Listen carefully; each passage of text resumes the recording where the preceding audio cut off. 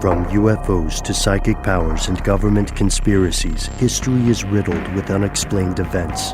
You can turn back now or learn the stuff they don't want you to know. A production of iHeartRadio's How Stuff Works.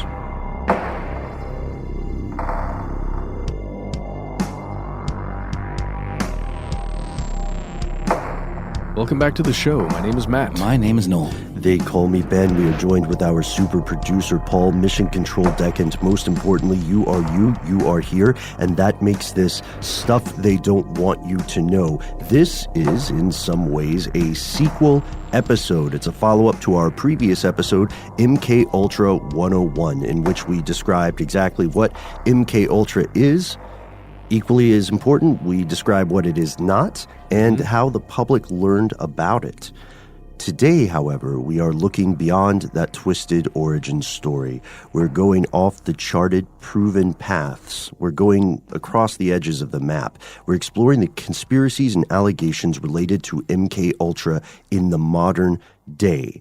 Listeners, this episode contains content that may be disturbing to some of us in the audience, and that means you can turn back now or walk with us just a bit further away from the lights. Oh, I like that. That's a twist on it, and I really like that. It's true. As you know, Matt, this is very much true in this episode. Let's start off with something easy, something simple. What is MKUltra? For anyone who said, I see MKUltra 101 in my podcast feed, but forget that, I want 201. Yes, well, or 102. Mm-hmm. Okay, well, I think 201 is the right way to go. I think that's right. I think that's the way Georgia State would do it. So, and that's my favorite. Alma mater? Yeah. So, the first thing you have to do is not think about MKUltra as one thing. It is not one thing. It is a series of things, of projects, of experimentations, of different experiments, of different groups of people who were not necessarily working together. A lot of times the aims were very similar, but you have different study groups essentially. And it was all about, really at the heart of it, trying to find ways to influence human beings, influence their perception, their behavior, or even get them to do some or take some action that you want them to take. And from all the official accounts, the program really didn't work out that great. They found some interesting things that could occur with drugs, with especially how drugs interact with each other sometimes. If you get a really psychedelic trip and then influence somebody's mind down the road, or if you can keep someone within a psychedelic trip for long enough, interesting things there. But here's the deal. Most everything didn't work the way they wanted it to. Right. It turns out that the human brain was too complex for the sort of technology and tactics that Uncle Sam was applying in this case. They were famously inspired to pursue this line of research due to fears that the Soviet Union and the government of China were pursuing things and already had a jump in this sort of behavioral modification, primarily when they saw a cardinal confess to a cavalcade of crimes that he clearly did not do back in the 50s, I believe. And what they thought was happening was not the case in that scenario. What they thought was happening was that this guy had been brainwashed completely and totally and believed these demonstrably false things. But it turns out that the only thing that really happened was communist forces and security services just beat the ever-loving snot out of this guy repeatedly and then, psychologically abused him. And he later in life said that. He said there was no spooky psychotronic stuff going on. But we do know that, as you said, Matt, some of these programs had limited success. They learned new things that would be useful later. From all official accounts, there are no Manchurian candidates, despite what Sirhan has claimed. And he is alive, and he is in jail. He maintains that he was brainwashed. Yeah, he keeps trying, or he kept trying. I think it's over, right? I don't know if he can Go for parole. Go for parole again. He might be done. Maybe that's not true. That's what I feel like I remember hearing. Let's put it in there anyway, and somebody correct me. We love that. Yeah.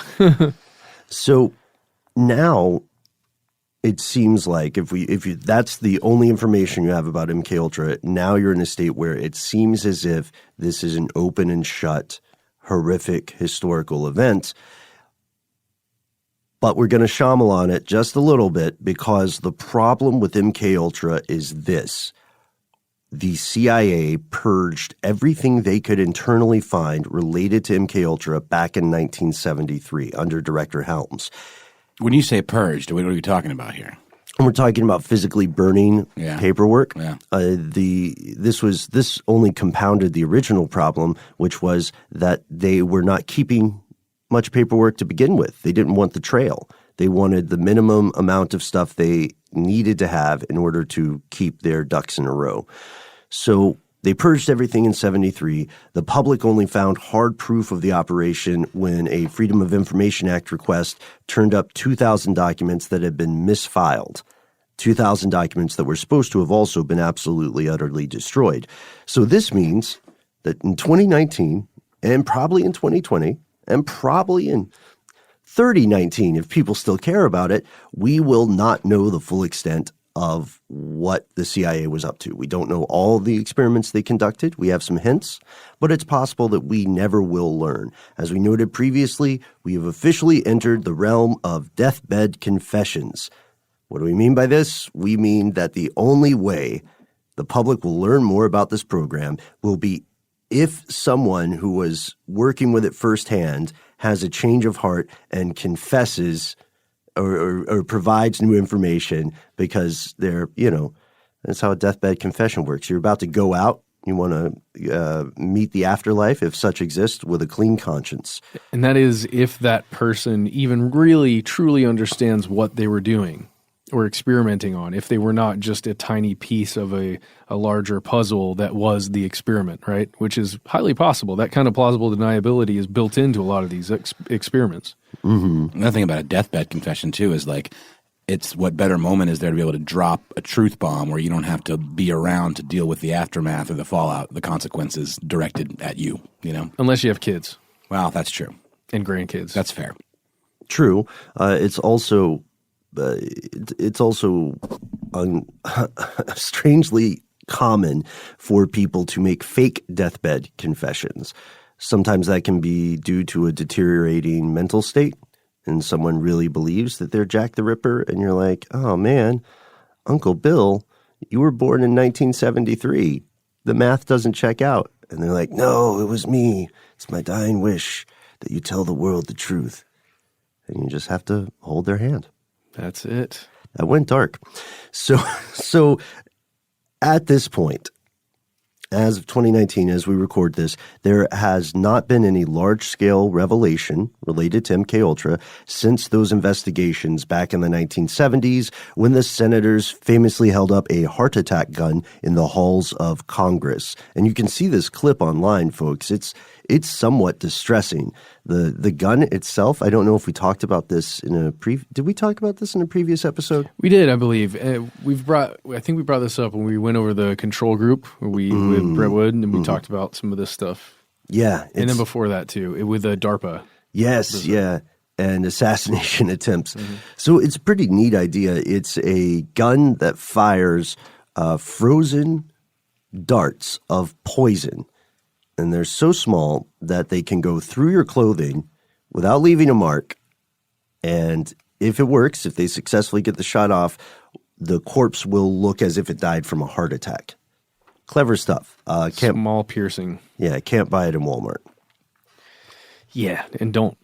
Even if it was available, do not buy that. Don't. For anyone who is listening and not in the United States, one thing that would probably baffle you, or maybe not, is that Walmart sells guns, which is, that's one thing we all accept as normal here. But if you're from Sweden or something and you walk into a supermarket, wouldn't you be surprised? Yeah, probably. Dick's Sporting Goods is actually phasing out the sale of guns. Mm-hmm. I think largely because, I'm sure there was some, political reasons for doing it, but I think from what I heard, it was becoming less and less profitable. That makes sense. Yeah, and For a big box store like that, you know what I mean? Usually you would go to a specialty store to buy guns or a gun show. right. Yeah. And they're also, most of them, long rifles of some sort. That's right. Like a shotgun or a hunting rifle.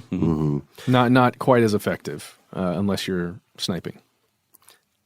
And no one sells the heart attack gun that we know of. So all this secrecy has led to an interesting situation. The strange and strangely incomplete story of MKUltra has become enshrined in conspiracy folklore. It has been associated with multitudes of other theories. And typically the gist of those theories will go, the U.S. public learned about MKUltra. That is the tip of the proverbial iceberg. There's much, much more beneath the surface. And if you buy my book, you will learn it. Which sounds a little bit cynical, but that is honestly the way it goes. And it's all based on a very valid and troubling question. What else went on from the 1950s through the 1970s? Furthermore, what, if anything, happened afterward? And we're going to delve into that right after a quick word from our sponsor.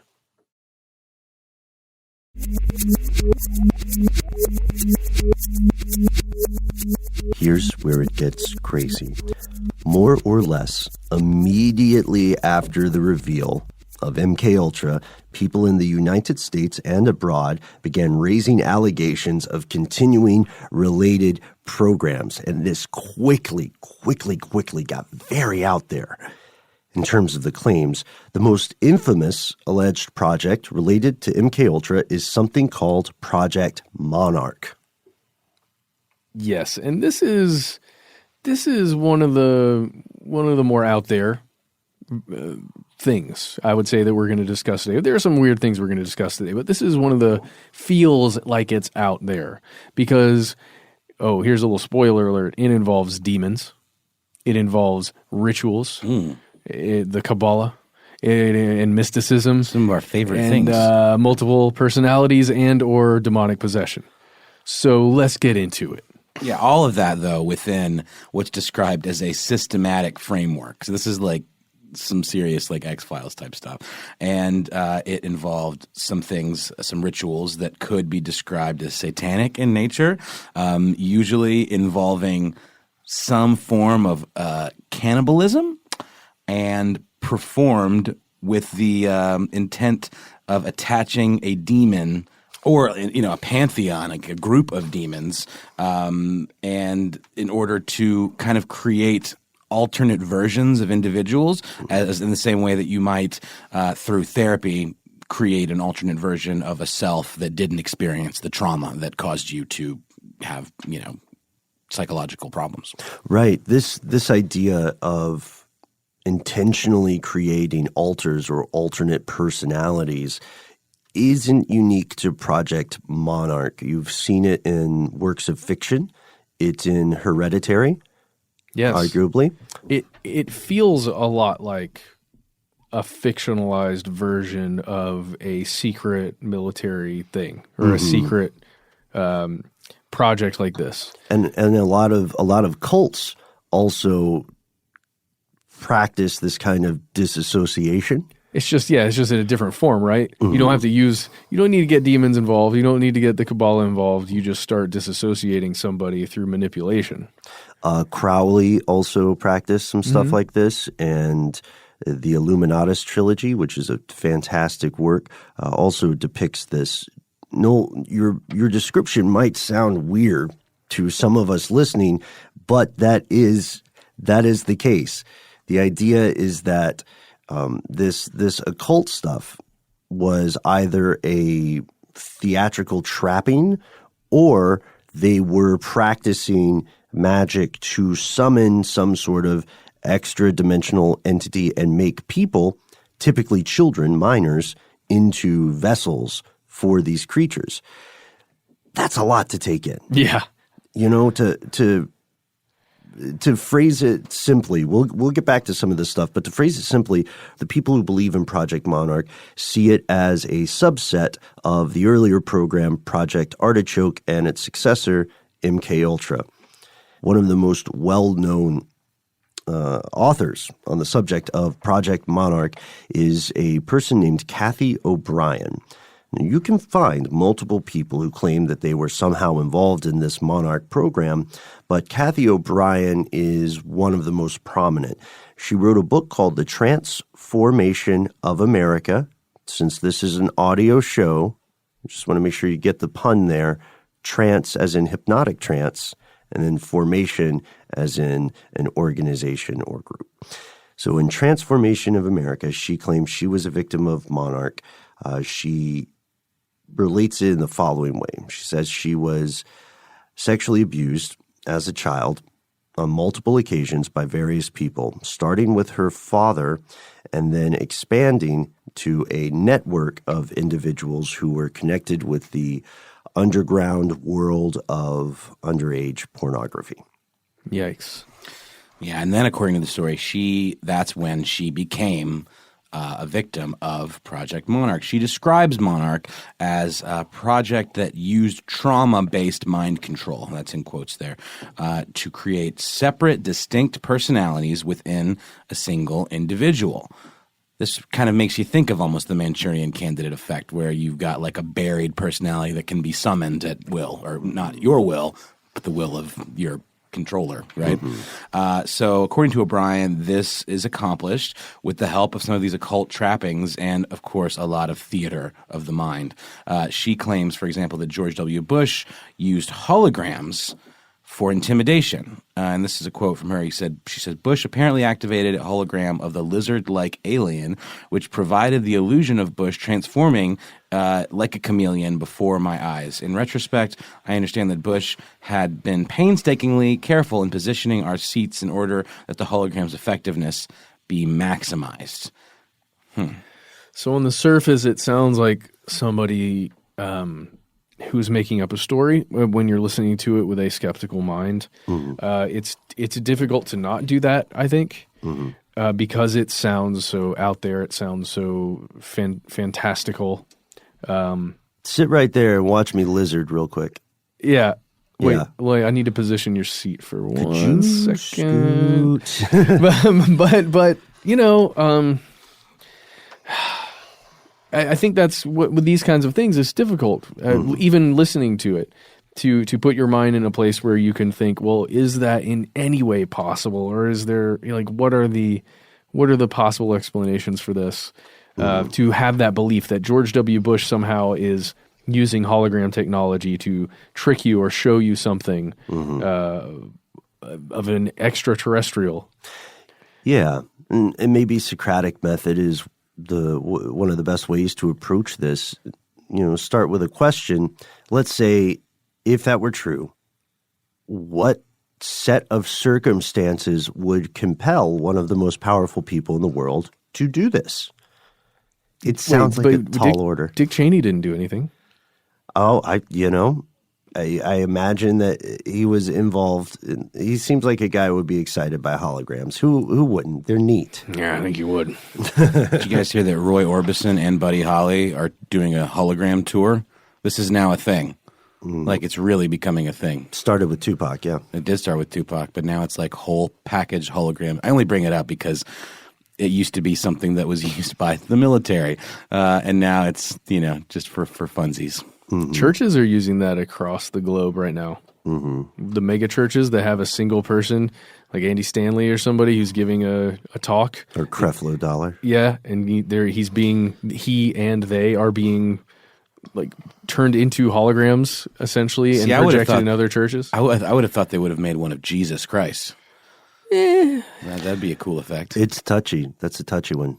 It's tough. I mean, imagine making a hologram of any religious figure, a hologram of Buddha, a hologram of Muhammad. Well, that would be problematic, right? No, that would be Project Bluebeam. Yep, which is a different show. The important part here, before we get too sidetracked with holograms, the important part here is the timing of this, because the allegation then is not just that prominent world leaders are resorting to this technology to traumatize children. It's that this technology existed in their circle before it existed anywhere else. But the big question is, why would someone do that? And it doesn't stay in the U.S. O'Brien paints a global portrait of abuse. She claims that forces in Mexico, the U.S., Europe, Saudi Arabia, and more are all actively involved in Monarch and its successor programs for the express purpose of creating sex slaves and maintaining child abuse rings. Several years ago, that would have sounded impossible. Several years ago, it would have. O'Brien claims to have phenomenal photographic recall of these events despite previously suppressing them or having them suppressed by shadowy government agents. Her recollections in her book come overwhelmingly, almost entirely, from what's called hypnotic regression. Hypnotic regression is a process in which a hypnotist sits with a person and takes them into a trance state and guides them through reliving past experiences. The big problem with hypnotic regression is the G word that you just said. They're being guided. Guided. There we go. Yeah. Right? Because the ideas can be slightly influenced with a tiny keyword or a tiny word that is thrown in during the guidance process that then leads how do you know if the person, your subject, if it's their imagination that's taking you down that path or if they're actually recalling an event that's taking them down that path of recollection? Is it recollection or fiction? And there's no real way to tell. Right. The problem is that if you're putting an individual in a state of enhanced suggestibility, then they're very open to guiding. And this is not to say that the hypnotists in question are purposefully doing this. No. It's just very easy to accidentally take someone in a weird direction. And, we know that memory betrays us, and most of our memories are increasingly works of fiction as we age. But let's leave O'Brien and Monarch there right now for a second. Yes, and let's just go ahead and put forth right here that you may see online accusations of a lot of pop stars and generally younger female pop stars. There are a lot of accusations that they have been individually involved in Monarch in some way. A lot of times you'll see allegations of a music video, like a Katy Perry music video, or a Britney Spears was a big one back in the day, of look at the symbology, look at the symbols happening in these videos. This is Project Monarch, like them showing us without telling us in a way, like almost flaunting it. You'll see that a lot. You'll see when a young pop star has a breakdown, like a public breakdown, that Project Monarch gets brought up a lot, especially what I'm recalling is when Britney Spears shaved her head in years 2007. And years ago. Yes, exactly. Hey, leave Britney alone. So, that was a part of it, but genuinely, that's when you will see a lot of that stuff cropping up as part of the trauma that was supposedly given to her or that she experienced through Project Monarch. Just putting that out there. And other people will say that the world of entertainment, music especially, is already crooked and horrific and just sad and pathetic enough without needing to add in the other problems. But it's true, and that's a very good point. You can find numerous lists of people like Amanda Bynes, Britney Spears. Who else? Tell us your favorites, right? Oh, Katy Perry, as you said. Yeah. Margot Kidder. Margot Kidder. I don't know who that is. She played Lois Lane in the Christopher Reeve Superman movies. Yeah, and she was found wandering naked, I believe, in other people's yards in Beverly Hills. Ooh, yeah, she had an episode. Jeez, she was not well. And she was not gang stalked, but other people have been. This is something related to MKUltra that you will hear a lot. Some of us listening now have asked us in the past to cover gang stalking, and we can do an entire episode on it. So we'll just give you the broad strokes here. Gang stalking is the idea that a person, for one reason or another, will be surreptitiously monitored and followed in person by a group of unidentified people. So imagine wherever you're at now, imagine that you get up and you walk outside. And there's someone in the distance in the corner. They have a green hat on. And you see them, but you don't know them. You might not be in a town where people wave at strangers, so you just keep walking. You go to a store. And while you're in the store, let's say you're feeling healthy. So you buy some juice and some almonds. And then the person who rings you up is looking at you weird. You look behind you, and there's someone in a green hat at the end of aisle 3, pretending to shop, but just sort of standing there. And you know they're pretending to shop. And you know they're pretending to shop. And you leave, walking back, and as you're walking back, you see 3 other people, possibly in green hats, possibly not. And they're all just sort of standing around as if they're waiting for you. One person is on a phone talking. You can't hear what they're saying, but they are staring directly at you. That's gang stalking. It's essentially the Truman Show. Right. If you are Truman, it feels as though, for the person experiencing it or believing they're experiencing it, it feels like you are Truman. And it's a more malicious Truman Show, right? Yes. So is this harassment? Is it paranoia? Is it good old-fashioned spycraft? All 3 of those answers in at least a few cases are correct. Yeah. You know what I mean? Yeah. I mean, for someone experiencing perhaps a short-term high paranoia situation or feeling, like I can imagine this. I think I've probably experienced like short-term gang stalking at the height of a time in my life when I'm feeling unsure or something, where I just feel as though everyone around me is out to get me just for a moment. You know what I mean? I think we've all maybe experienced something like that where everything just feels off. And there are a lot of people out there who have experienced that before, and for perhaps more deep-seated problems. They've experienced that. But we do know that that kind of surveillance on somebody, like actual on-the-ground surveillance, occurs. And it does. And it's not that uncommon. It's not that uncommon. It's sloppy spycraft. Yes. Because typically you would want your observer to be unnoticed. Yeah. But it also happens in other countries, especially authoritarian countries or dictatorships. It'll probably phase out a little bit as digital surveillance becomes overwhelmingly efficient. Yeah. At this point, you could just get into somebody's cell phone and then it could be on a table and you got everything you need. Right, right. And by the way, we got a great email from our NSA intern. We did. Who is moving on. Congratulations.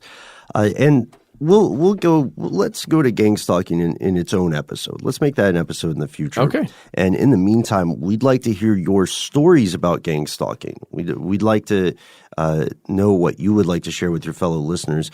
For now, it seems that we have Monarch as a thing that's universally dismissed by a lot of the mainstream. We have gang stalking, which is problematic, but we do know that MKUltra is moving forward, at least in the legal system, and not here in the U.S. That's right. We have to go to Canada for a look into a class action lawsuit. We're going to do that right after another word from our sponsor.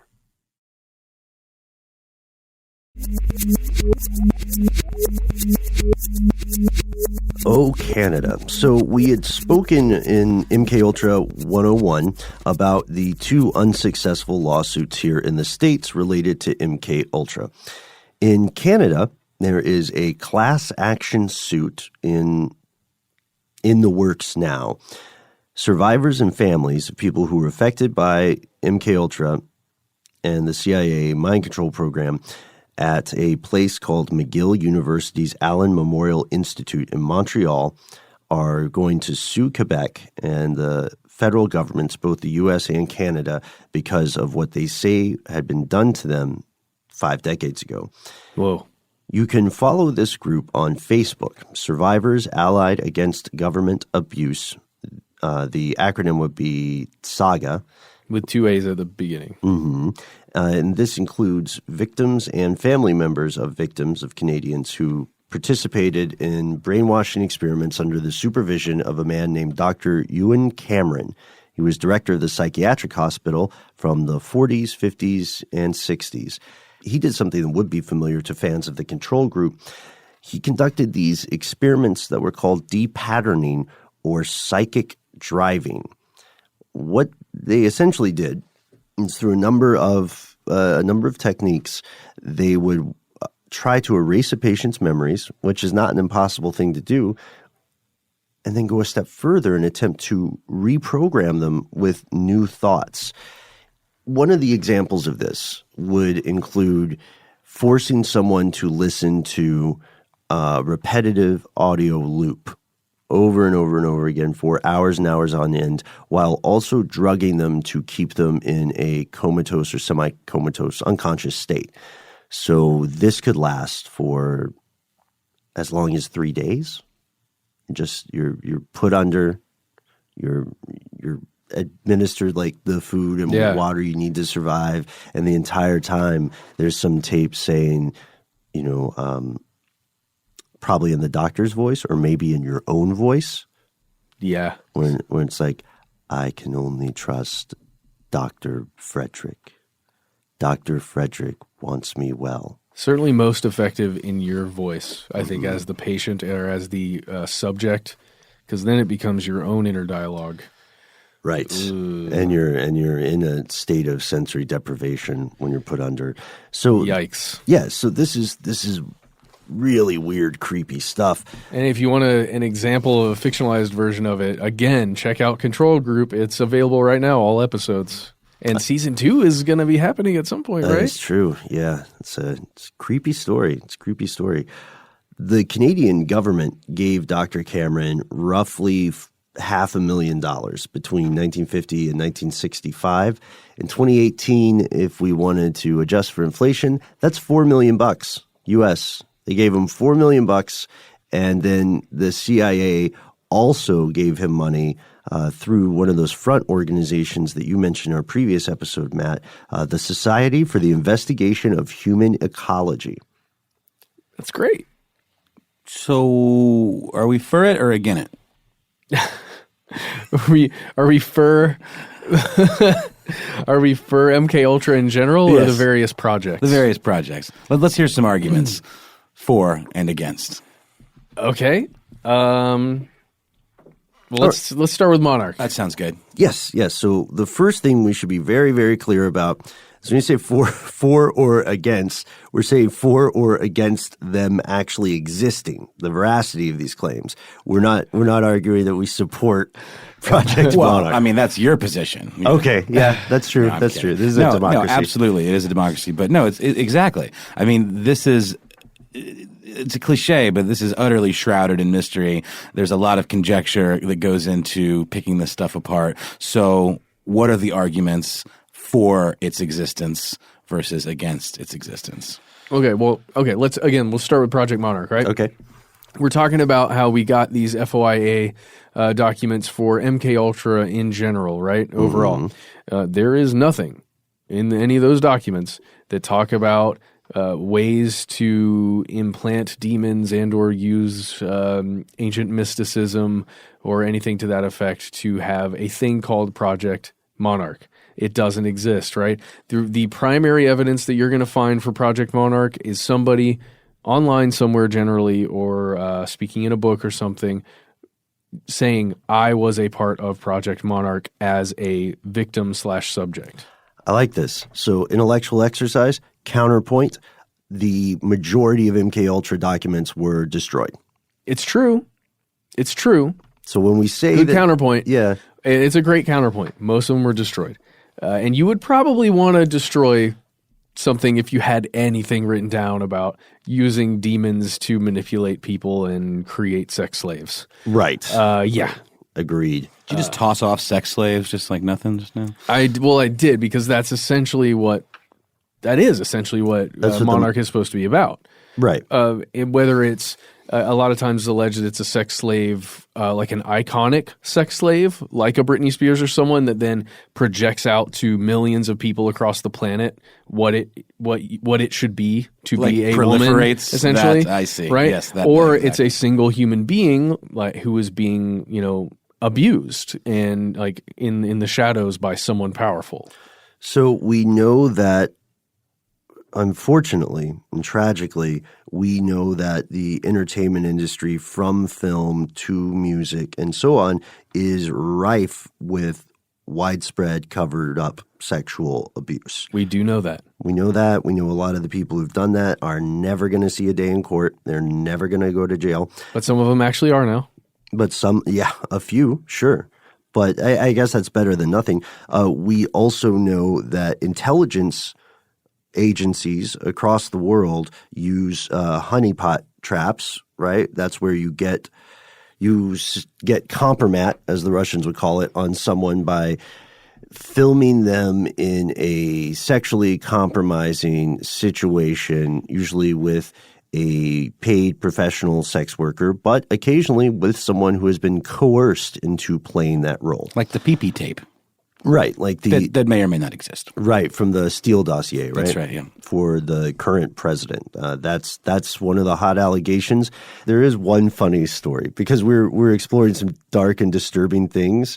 I can at least give us one less terrible story. Okay. You can read this in the War is Boring section on medium.com by Darian Kavanaugh. The CIA and the KGB both tried to blackmail Indonesia's first president, a man who went by the name Sukarno. Because Indonesia played an important role in the Cold War between the U.S. and the USSR, which is it all comes back to that, usually in this time in history, they decided to do a honeypot scheme. The KGB operatives dressed as flight attendants and had group sexual relations with the dictator. And then the CIA produced essentially a pornographic film, and they thought that they would be able to use this on the dictator. You know what I mean? Get in line with our ideas, or we will expose you, you dirty, dirty dog. And the problem is, Was he into it? he was very happy with it. He asked for copies. He liked to show it to people. It was like, oh, look at this. It's a good icebreaker. Like, look where it's like, look. These are flight attendants. Check out my moves. Yeah. He's like, check. Let me play that part again. Somebody rewind this because this is like, I'm really proud of this one. So this, I heard that's a thing. A bunch of flight attendants get together and film important people. So it did backfire, right? And I think that's a hilarious story. It's a hilarious story about evil people, but the reason it's important is because it shows us that these sorts of operations do exist. However, again, to your point, Matt, there is no mention of Monarch in any MKUltra documents. There's no mention of Monarch in anything official. Religious and political scholars criticize Kathy O'Brien's claims because they say there is absolutely no supporting evidence. And at this point, there is absolutely no supporting evidence. David G. Robinson characterized them as symptomatic of something called moral panic and noted that no one has ever been prosecuted of such crimes, nor has any corroborating material evidence ever been produced. It just stinks that you can't just take that for what it is, because you have to go back to the point of if any of this was actually happening, it would be suppressed so hard that maybe just we would never know about it. Right. And also, even if someone who is a survivor of abuse doesn't have all of the facts or the dates at their command, that doesn't mean that they're lying. Yeah, you're right. And I've brought with me today an old friend of ours, this book, Outbreak, the Encyclopedia of Extraordinary Social Behavior, which is about moral panics and how they spread. I highly recommend this book for anyone who is interested in seeing just how quickly moral panics can spread. It's always the idea of something either so morally reprehensible and against social mores that are universally acknowledged to be good things. So that would be stuff like cannibalism, child abuse, etc. All the terrible, terrible things. Or something that is alarming and possibly life-threatening. People are frightened because a new report says that you will get eye cancer in 2 weeks if you don't drink coffee. So the stores all sell out of coffee. Yeah. People are fighting over coffee. And then later, the same paper that published that publishes a retraction on page 10, and no one reads it. And coffee prices go through the roof. Smart. Evil. Let's do it right now. We can't. We Guys, just said we do it on air. Guys. So it's true, though. I mean, it doesn't mean that people are stupid. It means that we're easily led to – we have this idea of what the right thing to do is, and we want to be on the right side of history, right? So we will do what we can, and sometimes we should research this stuff before we react to it. And then there's another burning question. This is a big counterpoint, Noel, for or against. If this is true, if any of this is true, then how are these Project Monarch survivors alive? How are they publishing books? How are they writing about this and not, committing suicide by getting tied into a duffel bag or having shot themselves twice in the back of the head? Because it's not entirely true. I'm asking, it seems like if there were an organization this powerful, this story would never have gotten out, right? It certainly does seem like that, especially considering the purging that went down, in the first place. Yeah, great point. So, where is this name coming from? I mean, there was the name wasn't in any kind of documentation. Where did this begin to circulate? Do we even have an origin for that? The way this information got out into the public record? Primarily from people who say that they survived the program. So anecdotes. And are they corroborated? Like, are they people who knew each other? Or I'm just wondering if there is any connection between these people, or this is interesting. It's tricky because it goes back to the hypnotic regression question. There may well be people who say they knew each other now, but their story changed as their sessions continued. There were also stories of people. So in the universe of this, people are not meeting one another under their real names. You're 9 years old.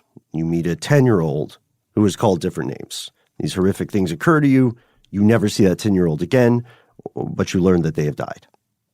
So it has baked in difficulty when it comes to tracking or corroborating things. And it's part of the satanic panic, honestly, the moral panic that swept through the U.S. and really peaked in the 1980s. If you were around in the 1980s, then you know about this, right? D&D was a herald of dark satanic times to come. Everybody with any sort of authority that was not religious, any secular power, was part of the Illuminati. They were dressing in robes. They were circling around. They were killing goats, children, eating people, human flesh. They were doing Bohemian Grove stuff, but not with an effigy, with people. Those are the ideas. This made some big careers in journalism and in the publishing world.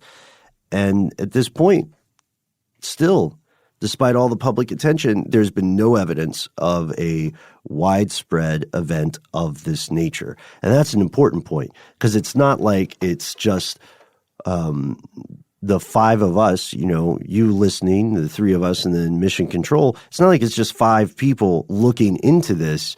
This was a nation. These were news networks. They were pouring millions into this search, and they came up with bupkis. There have, however, been several cases of child abuse networks functioning in the halls of power in Belgium, in the U.S., in the U.K. These abuse networks are real. They're just not necessarily satanic, and they're not necessarily tied to intelligence agencies, at least the ones we found. Yeah. And the satanic angle is almost like this is one way to think about it. If you place Satanism and the devil and that kind of evil on top of something like this that may even be provable with in some way or another, or spoken about by enough people, if you place those labels on it, it becomes so crazy and out there that it almost becomes impossible that these kinds of abuse networks could function at that level, right? Mm-hmm. It makes you believe that it's impossible when you bring the devil and evil into it like that, rather than it just being a group of powerful people that have really messed up things that they like to do. Does that make any sense? It does. Not to mention that the whole idea of like secret satanic organizations has been time and time again disproven. Like the idea of like the whole satanic panic thing. It's a panic because no one's really doing it in the way that you might think. You know what I'm saying? Like even like the child murders at Robin Hood Hill or whatever, or like the idea that there are groups of quote unquote Satan worshipers that are doing human sacrifices and stuff. I mean, it's always, to me, what's been proven out is that it's much more of a form of protest and kind of like a middle finger to the man and like, you know, organized religion than it is some kind of shadowy cabal doing rituals in like a dungeon somewhere. Right. And the thing is that these two practices are often conflated. There are criminals like Jeffrey Epstein, who repeatedly abused children, and they can have cover-ups occur, like Jeffrey Epstein, who, again, repeatedly abused children and, as of now, totally got away with it. Then there are groups who are pursuing a religious or ceremonial thing. You know what I mean? Like they get to – like Anton LaVey is not a deistic Satanist. It's not someone who acknowledges the existence of a Judeo-Christian Islamic God and then some adversary and sided with the bad guy. And they're very much against any kind of abuse. You know, they get a bad rap. But absolutely. But we do know that there are times when this sort of child abuse draped in satanic ritual has occurred. True Detective Season 1, which is fantastic, seems at least partially inspired by a genuine child abuse network that operated out of a church in Ponchatoula, Louisiana. For the record, the creator of the show, Nick Pizzolatto, initially said, I had no idea this was a thing. I don't know what you're talking about. But also, he said that about a couple other aspects that he sort of lifted for that first season, too. Right. Exactly. Some of the philosophical writings that Rust Cole's character spouted. I don't remember who it was, but it was sort of a modern-day philosophy guy who he kind of lifted some of those lines from. Mm-hmm. Absolutely. And maybe he should have just come clean and been transparent about it. But we also know there's an elephant in the room. Several of us listening are saying, how are you guys going to talk about this kind of stuff and not mention the Catholic Church? Members of the Catholic Church actively covered up numerous cases of child abuse for, at the very, very least, decades. And if current behavior or recent behavior was any indication, we're looking at a phenomenon that goes back centuries. And it's so widespread that it's at the very top of the organizational structure. Right. So the more cynical among us will often regard Monarch claims as either a delusion, an indication of being mentally unwell, or a blatant cash grab. But there's no denying child abuse is real. There's no indication that the U.S. government actively poured money into a program designed to brainwash people through the abuse of minors. And this brings up the phenomenon that we've explored before, but it's key to this. And we've been getting closer and closer to that in this episode. The problem of individual actors versus institutional actors. Make up a name for a politician. Kringle Rickenbach. Okay, so Kringle Rickenbach, a representative in Idaho, is found to be committing flagrant, repeated acts of abuse, of some kind of abuse. Okay. And Kringle Rickenbach, it turns out, has been getting really weird with it too. Yeah. He wears some kind of ritual mask. He's got a robe and an apron, a little dance he does before he eats people or whatever. He's a really messed up guy. But even though he's proven to have committed these, he goes to jail. He's insane. And this doesn't mean that the government or the constituency he represented co-signed this in any way. They were voting for him because of his stance on taxes, and they did not know he was a cannibal. So he's an individual actor. However, let's take a real-world case. In the case of Jimmy Savile or several Catholic priests, there's an institution that actively aids and abets the criminals involved. The Catholic Church covered up for sexual abusers, and high society in England, including law enforcement and including the government, right? Parliament, media corporations, the BBC, they covered up these crimes, and that means it's a matter of institutional actors. So the big question is, if people in the U.S. government were doing horrific, dirty things, were they doing it as individuals or were they doing it as representatives of an institution? That's the big question, and it's tough to answer. But we do have some good news, at least, for people seeking justice in Canada. Remember that lawsuit we mentioned at the top of this section? Well, let's get into that a little bit. So the court still has to certify certain things about this, right? But here's some quotations, some things we know about it thus far. So there's this doctor, Dr. Cameron, and the lawsuit states that his tactics were nothing more than an electronic lobotomy. And it also claims that he damaged a lot of his other patients' brains and shattered their psyches and left them unable to function in a society and within their families. So this one Dr. Cameron really did some seemingly horrific things, at least according to the lawsuit, right? Yeah. And he died. He has since passed away of a heart attack. But in 1992, the government of Canada paid 77 of his victims a settlement of $100,000 and rejected the claims of more than 250 others. Wow, so maybe just the most egregious offending moments, I guess. And probably the way that large governments work, people who could provide a paper trail proving where they were and when. The case may go to court. Hopefully it will. But according to the National Post, the government of Canada is going to be in an antagonistic position for the course of this legal proceeding.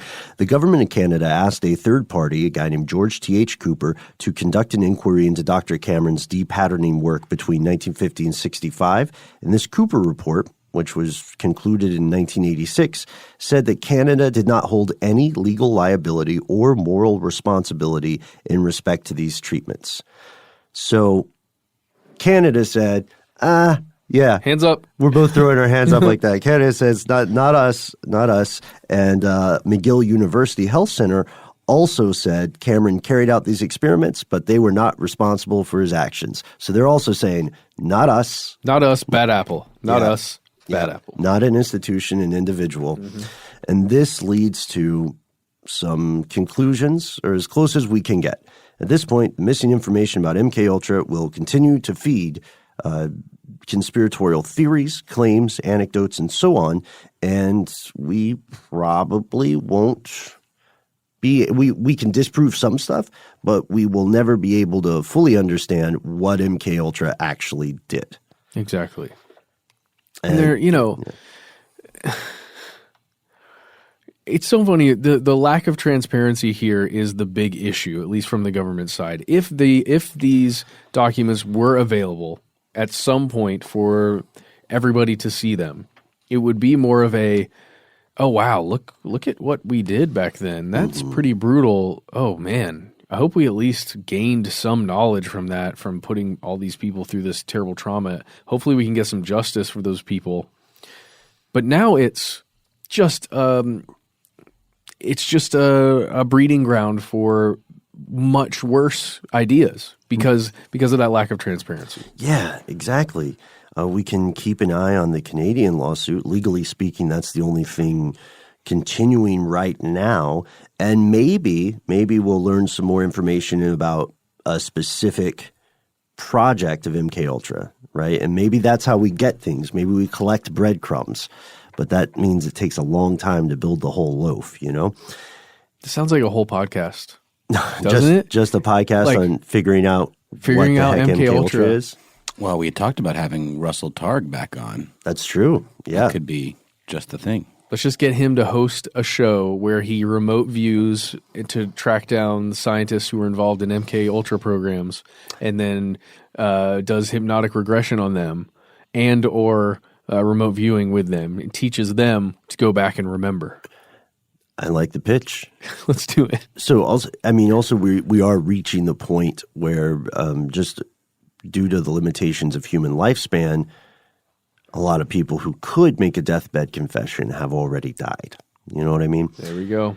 We do want to include on a last note, one of the most important things in any episode dealing with this sort of subject matter is this. If you are a survivor of abuse, or if you know someone who has survived abuse, please be aware that you are not alone. There are numerous organizations, both government-funded and private, that are there for you to provide free counseling, to provide resources, to provide therapy. We do hope that you reach out to these sources. They are there for you. There is someone waiting to help you. Absolutely. And if you want to just share your thoughts or your story with us, you can reach out to us where we are at Conspiracy Stuff on Facebook and on Twitter. You can find us on Instagram where we are at Conspiracy Stuff Show. And you guys also have Instagram accounts. That's true. You can find me at Ben Bolin on Instagram. You can find me at Embryonic Insider. There you go. And you can also, if you do like Facebook, you can join our group. Here's where it gets crazy, where you can just talk to everybody on there. There's so many of us that just want to learn more, and it's a great place to have those open conversations with everyone else. And if you don't want to do any of that stuff, you can leave a message, a voicemail, at 1-833-STDWYTK. When did we start doing this unison thing? I don't know. It just happened organically, and now it's just part of the fabric of the show. It's a chant at this point. It is. You know, it's an incantation. And that's exactly what it is. We are all about ritual here on Stuff They Don't Want You to Know. Correct. And just in that same vein, you get 3 minutes to engrave your voice and your thoughts into our voicemail box. Engrave, I like it, and Matt. we will hear it. Yes. And then possibly it will get on the show at some point. You get 3 minutes to do it. You can do multiples if you want, but if you keep it short, you get bonus points. Just because it's a little easier to digest. But yeah, if you don't want to do any of that stuff, you can write us a good old-fashioned email. We are conspiracy@howstuffworks.com.